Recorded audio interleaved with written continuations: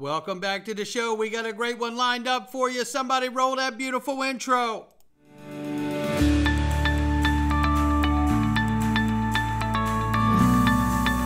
Digital Perspectives with Brad Kimes. Come on in.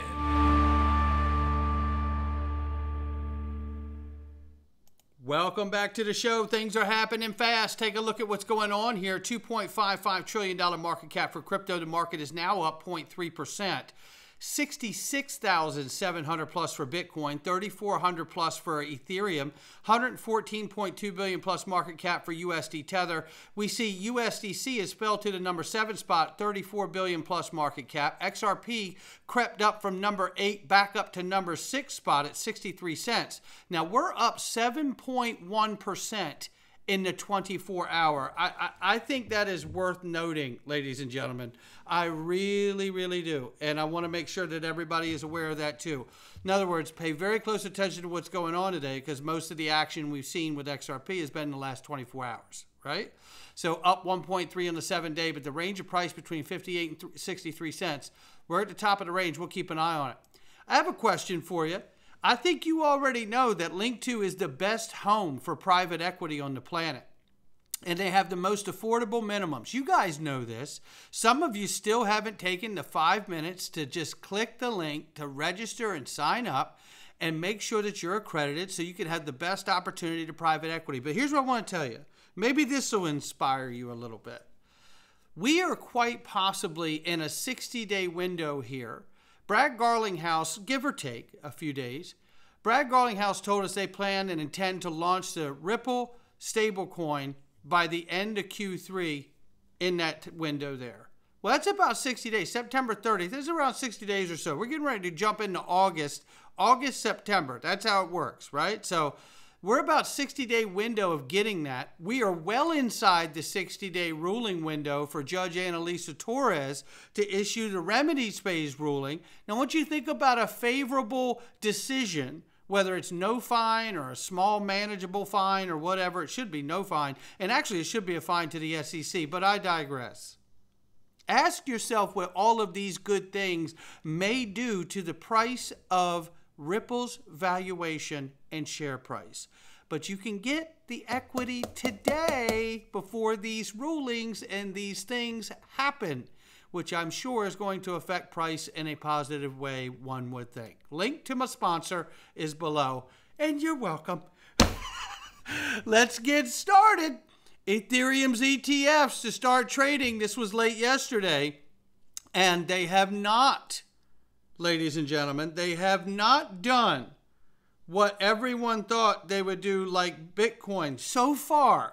Now, what I think is I think that this is still going to be positive. And again, as I've said, this is a way to find a new source of liquidity because USD Tether isn't going to be in the U.S. market if the legislation follows MiCA regulations, and I believe that it will. So things are getting interesting, but again, a huge day for Ethereum and the spot ETFs, no question about that. Massive money. Again, it didn't parallel or match the Bitcoin ETF, and I don't think anyone really expected it to, but nonetheless, a big day all around. Meanwhile, Elon Musk is reminding everybody that America is going bankrupt and the U.S. dollar is collapsing. You know, Elon is also available for children's birthday parties and retirements. You know, this kind of upbeat tone and narrative is welcome at most parties. Listen, I've been saying a lot of this since I was in my mid-20s, and I can tell you it is not a fan at parties. It's not welcomed. But I can tell you this, he's not wrong either. There's problems coming. And you can see the tokenization of all assets is upon us. Shout out to Subjective Views. If you're not following Subjective Views, I really don't know how you're keeping up with things. Subjective Views is putting out fire for content. European Union's to plan to build a comprehensive database of assets owned by all citizens is a significant move towards increased financial transparency and regulation, and also monitoring and surveillance, hasn't it? This could have wide-reaching implications for privacy, taxation, economic policy. obviously across the EU itself. But look, this is where it's going. And we've seen the first wave of regulation come in for stablecoins. We saw that July 1st it kicked in. December 30th, there's a whole nother set of regulations kicking in there too. So again, head on a swivel. The world's walking towards this and in a hurry. I know it doesn't feel like it to us, but it actually is. Yesterday, Financial Committee just noticed a hearing for next Tuesday, which is going to be, and this says here, 2 p.m. July 30th. So just a few days off from now. You're going to see the Digital Assets Financial Technology Inclusion Subcommittee hearing, Decoding DeFi, breaking down the future of decentralized finance. Here's the big one, ladies and gentlemen. This is what the banks are really scared of. They're scared of DeFi because DeFi forces them to come off of what they've been doing, which is that Fed window known as fractional lending, right? DeFi, see that? I'm telling you, this is what the banks really don't want, right? But it's coming regardless. They have no choice. They really don't. Stalling is the only choice they've had. That's why it's been working. Because once they run out of time to stall and they run out of the political, the politicians to control, to keep it stalled, it's coming. This is Tom Emmer right here. Now, don't need to play this clip, even though it's very good, obviously. But artificial intelligence and digital assets are leading us towards a powerful global digital economy. As AI continues to be integrated in our lives, blockchain technology will play an important role in ensuring that AI data is authentic, immutable, traceable, and so on. And this is where I've told you that this is where the push for a digital ID is going to come into play, right? You don't want your image, your voice to be used in some bad way or way that you never intended. And that's exactly what can be done with AI. However, if you have blockchain combined with it, and I'm just giving an example here, you could register and encrypt, I would imagine, your voice and your image. And if it's not consented by you, then whoever's using your voice or image to do things you're not approving of could clearly say it doesn't have my encrypted digital ID signature, right? Whether we're talking about a wallet or whether we're talking about your image or your voice, right? Write this down. This is going to be where everybody, it's almost like the cell phone. The practicality of it is going to integrate its way into your life. And then once it's into your life, you can't imagine how it's going to impact it. And here's something that Subjective Views caught here you need to know about. Challenges and opportunities for blockchain and AI, which is the same conference or committee that Tom Emmer was just at. And here we have Speaker Frederick Reynolds, Chief Compliance Officer at FIS Global. Interesting note from Subjective Views here. Reynolds was previously the Assistant Attorney General of, guess where? The Republic of Palau. You know, where Ripple had been testing a stable coin. You know, like the one they're about to launch. And then moved on to various roles in U.S. Department of Justice, finally at Department of Treasury, FinCEN, before he moved on to a private institution such as Bank of America, Barclays, Brex, and now at FIS, who is a Ripple partner and on the governing council of Hedera. How about that? Boy, you talk about the leg bone connected to the knee bone. I love it. And Swiss Bank launches new crypto payment solutions. Hey, take a look at this. Despite these advancements, liquidity issues persist. We know this is a problem in the banking system, having liquidity. Signum's new service leverages Europe's MiCA regulation to enhance transaction efficiency, including support for stablecoins like USDC and DAI. It says here, additionally, Post Finance, a Swiss government bank, has expanded its crypto offerings to include trading and custody for major assets such as Ripple and Solana. These moves reflect a broader trend of European and Asian markets leading in crypto payment innovations as they adapt to evolving financial landscape. Yeah, you know, we're in this thing, okay? We're all in this thing. And here is a clip of Swift having a conference or a webinar where they're talking about the future of finance and regulated liability networks. Now, the gentleman here from Citi, Tony McLaughlin, talks about how these siloed islands are really what we're dealing with now. Take a listen. The traditional financial system doesn't. Is that an inherent, could you upgrade the traditional financial system to run 24/7? Well, you can. I mean, we have faster payment systems that do that. So maybe that's not a very deep feature, which is a distinguishing blockchains with traditional rails. But then you get onto things like the nodes. This is deeper now into the attributes of something like Ethereum. You get into things like the ability to represent multiple assets on a single infrastructure.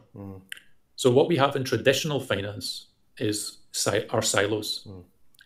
What is a silo? A silo is... We know what a silo is. Thank you, Tony. And we know what multi-chain can do and interoperability can do to get rid of silos, siloed payment networks. Payment networks that don't interoperate with other payment networks. Hello. Right? This is the name of the game. It's a multi-chain world after all. It's a multi-chain world after all. Yeah, that's where we're going here.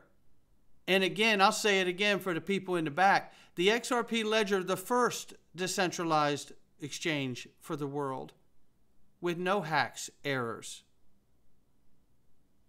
Think of it.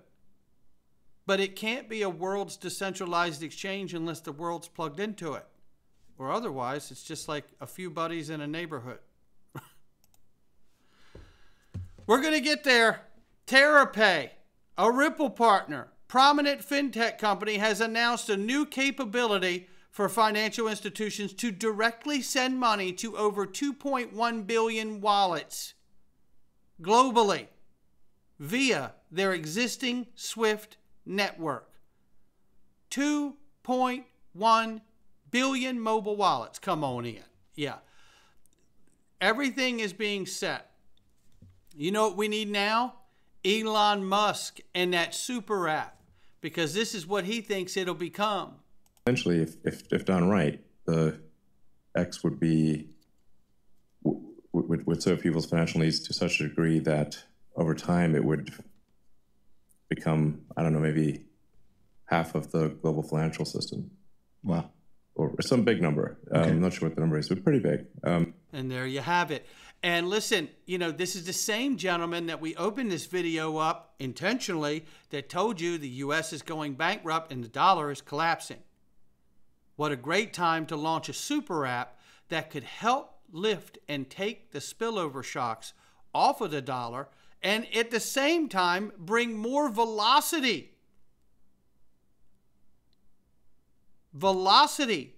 to the movement of that dollar and all other dollars, as well as digital assets alike and stablecoin vehicles and eventually CBDCs.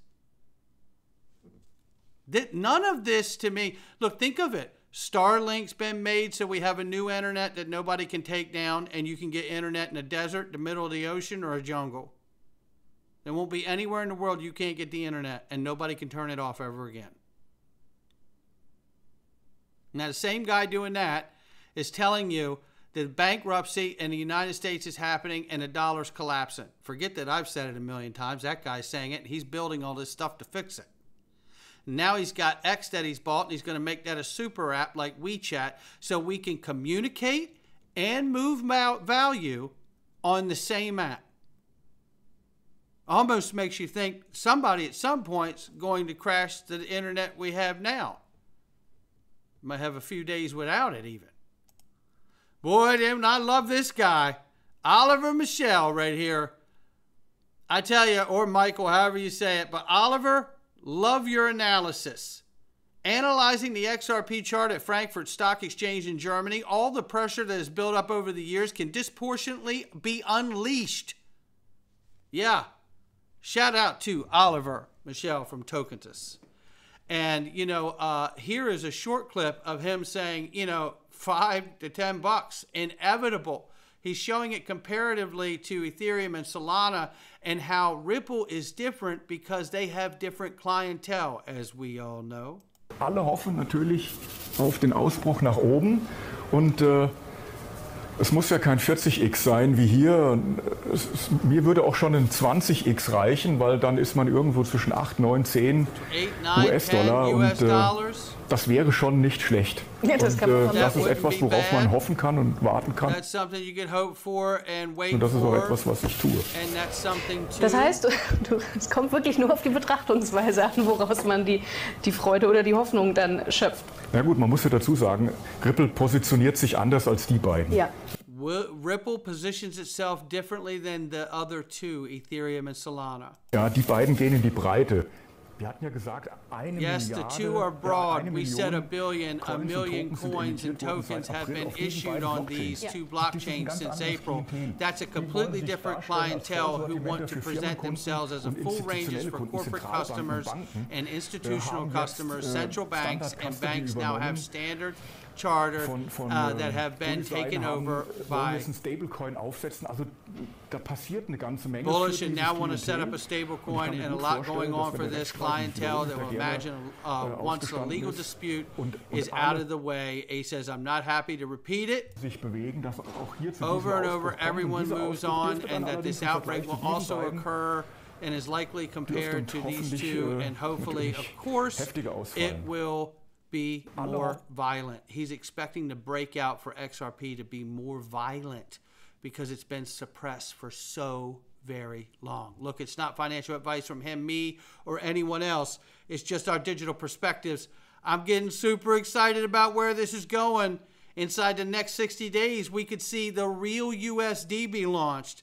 And even in less time than that, any day now, we could see Judge Annalisa Torres come out with the remedies ruling, which should be huge favor to Ripple in that case. We'll see where it goes from there. That's going to do it for me. Not financial advice from me or anyone else. I'll catch all of you on the next one.